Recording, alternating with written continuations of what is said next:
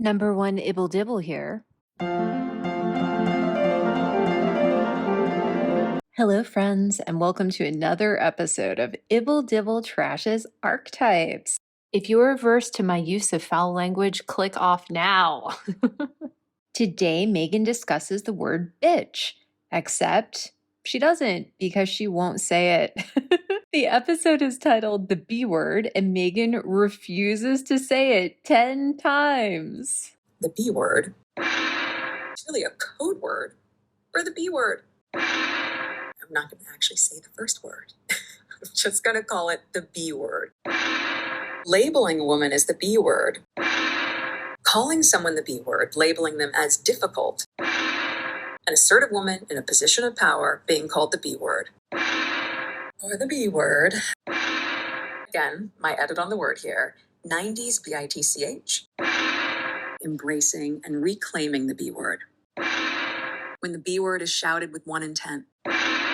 And tells us how much she hates it. I mean, for a person who hates the word so much, this is giving me hives. As you may have guessed, I have zero interest in reclaiming this term. The only good thing about her concentrating so hard on avoiding using the word bitch for the entire bitch episode is that she forgot to abuse the word archetypes.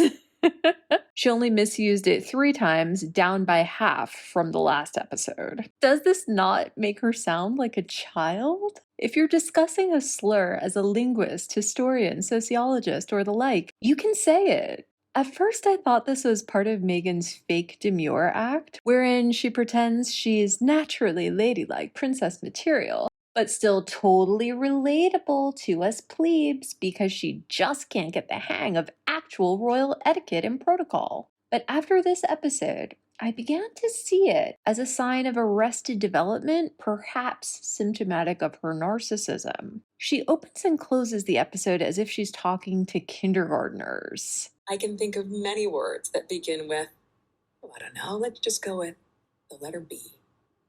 Beautiful, blessed, brilliant, beguiling, blissful, bedazzling. I remember when I was a kid and people would say, sticks and stones may break your bones, but names will never hurt you. Well, that was just a flat out lie. Of course names hurt, but what happens when we use that pain to fuel purpose? Beautiful, blessed, brilliant, beguiling, blissful, bedazzling. Take your pick. Be that person.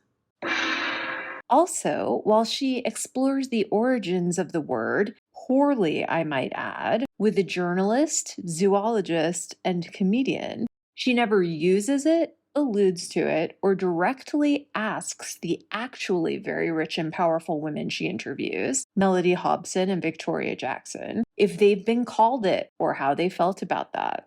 Instead, she substitutes the word difficult, which is a different discussion. It's as if she's afraid of using bad words in front of mommy, and totally ridiculous. She must be listening to all our caustic reviews of her pod because she once again brings us back to her boring childhood to remind us I was a smart one forever and ever and ever and ever. And this love of facts extended into my love of words. Etymology, grammar, admiring people with expansive vocabularies. I was, and I still am, a word nerd. the narcissistic doubling down here is off the charts. Megan, we all have free instant access to the Oxford, Cambridge, and Merriam-Webster dictionaries online. We'll be judging your lexical resource, diction, phrasing, and usage, whether you like it or not. You can't convince us wrong is right. You can't convince us black is white. Or vice versa. Towards the end of the pod, Megan sums up by saying, Reframing, reclaiming, or simply relinquishing. That's the dance I feel we did this episode. You can feel however you want, Megan, but redefining common English words is not something we're doing today. Megan's first guest is Robin Thede, the writer and star of the Black Lady sketch show, which I haven't seen. Should I watch it? Is it any good? Let me know in the comments below. Robin makes the argument for using the word bitch frequently, casually, as a term of admiration and endearment, in the manner of Lizzo, Megan Thee Stallion, etc. If someone calls me that, I don't really care.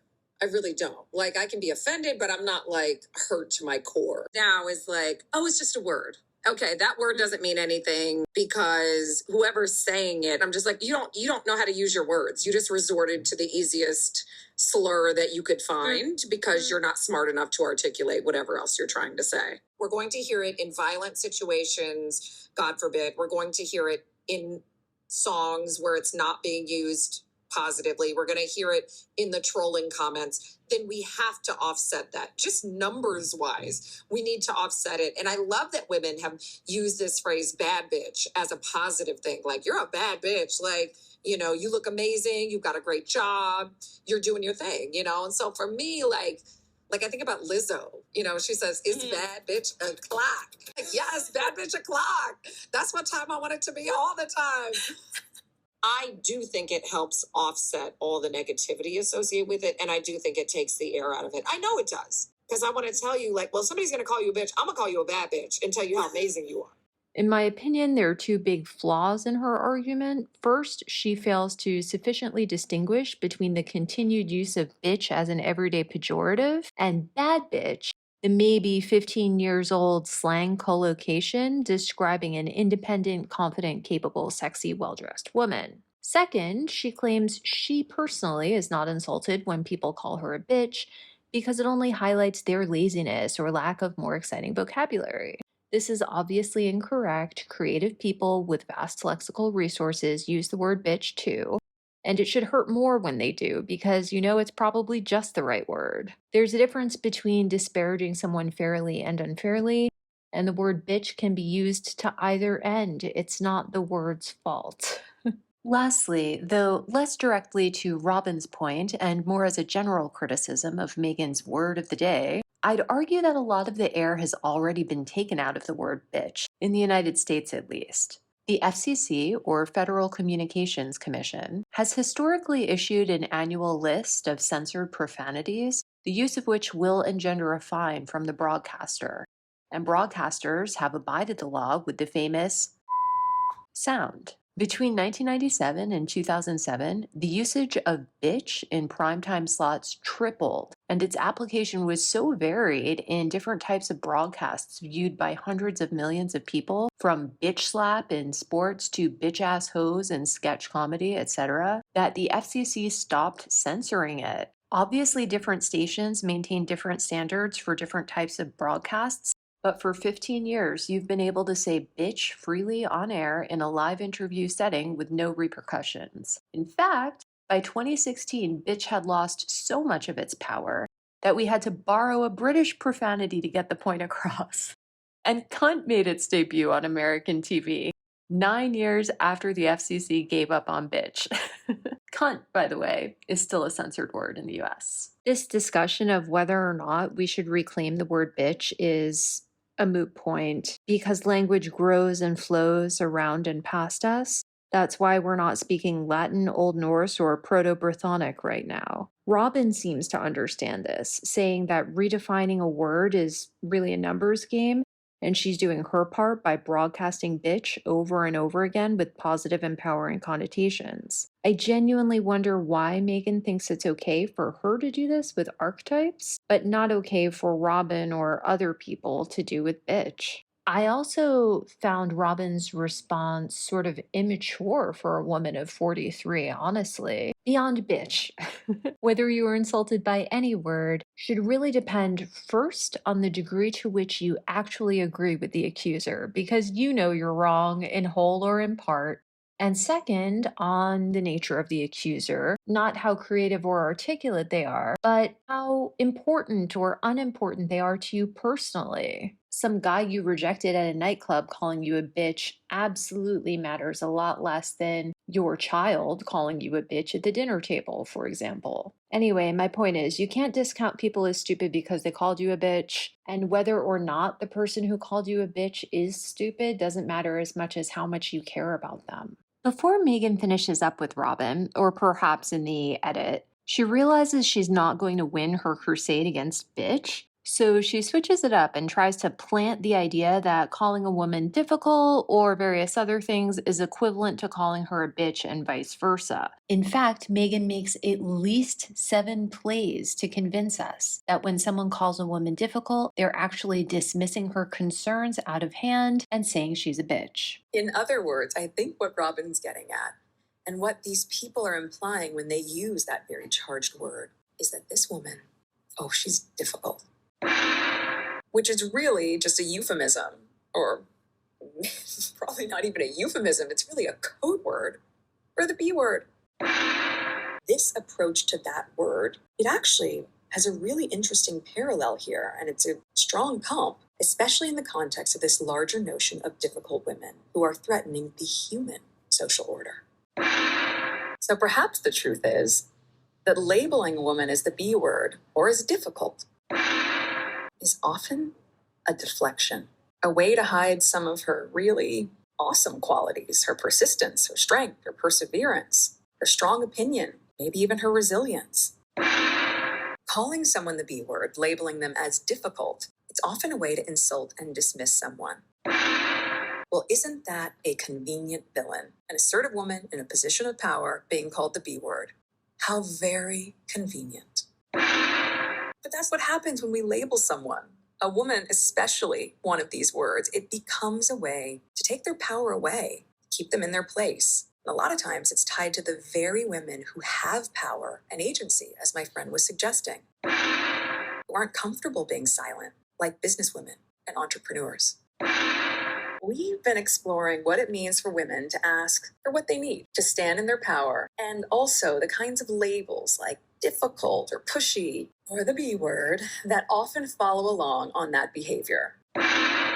So in 30 minutes, Megan goes from a commonly accepted definition of bitch, which is anything extremely difficult and annoying, as in cleaning out my dead uncle's apartment was such a fucking bitch, to businesswomen, entrepreneurs, and any other woman with power and agency, or any women without power and agency who are simply brave or hopeful enough to ask for what they need. That is insidious, deliberate, directional, and divisive. Megan gets listeners' buy-in by first identifying and validating the definition of bitch they know and agree with, then slowly building a disingenuous ethical appeal with each slightly different repetition of her definition. Now, I'm not saying powerful women have never been unfairly called bitches by sexists. Of course they have. Of course, I acknowledge that this must vary by region, class,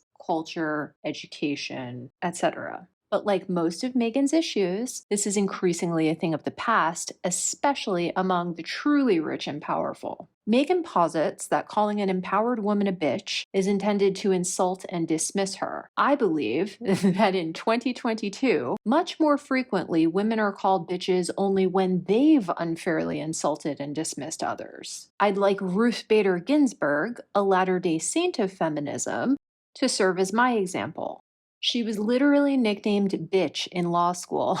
Just bitch, no qualifier. She was unapologetically superior and sharp to fellow students, and though she was rejected by Felix Frankfurter in 1960 for a Supreme Court clerkship because she was a woman, the nickname didn't stop her from being an equal half in a long-lasting shared earning/shared parenting marriage, or ascending to the highest court in the land almost 30 years ago. In 1980, she taught at Columbia Law School, becoming the first tenured woman and co-authoring the first law school casebook on sex discrimination. Please let me read you a paragraph from a 1993 article in the New Republic.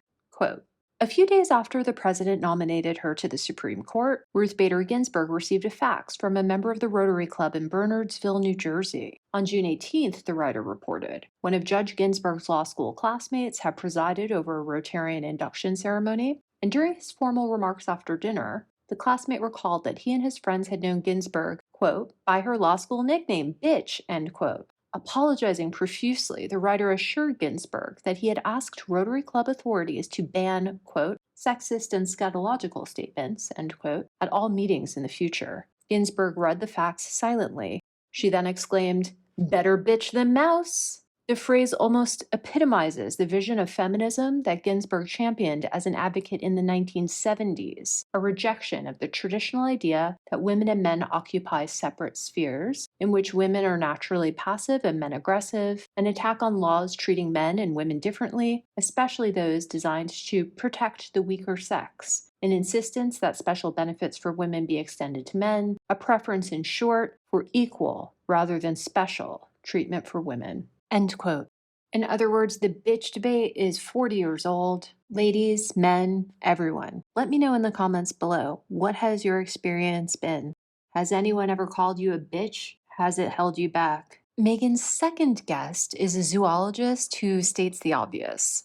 Actually, being feminine, amongst the animal kingdom involves being aggressive and promiscuous and competitive and dominant and dynamic and varied and all the things that males are. So these distinctions between masculine and feminine, I think, are cultural, not biological. I don't think the word bitch should be a swear word. Why should being a bitch a bad thing? Okay, I'm cutting off the first part of this review here. Join me tomorrow for part 2. Don't forget to like, share, and subscribe. Toodles!